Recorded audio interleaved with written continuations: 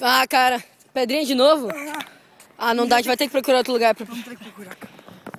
Tá, a gente vai procurar outro lugar pra andar. E... vamos procurar outro lugar pra andar.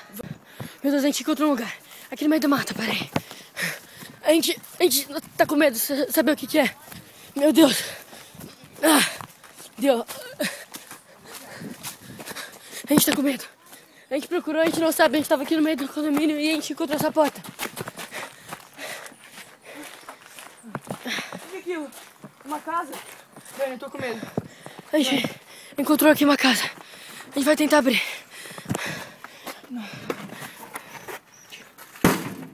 Caralho.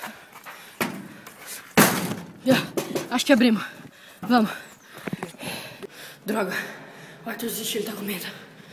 Droga. Meu Deus, que lugar grande. Portas, várias portas. Hã? Diretor, como assim?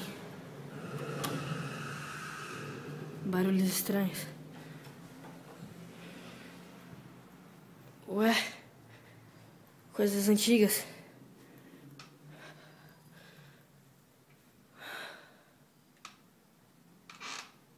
Ai, meu Deus! Meu Deus!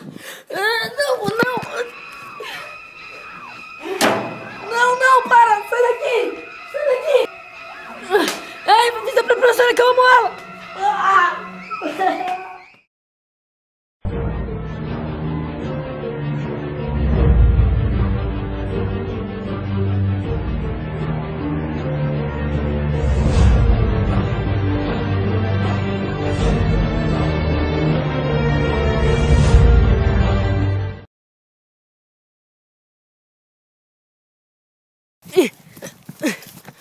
Ai, meu Deus.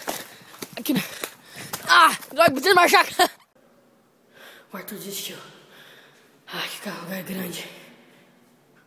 Ah, diretor, como assim? Coisas antigas.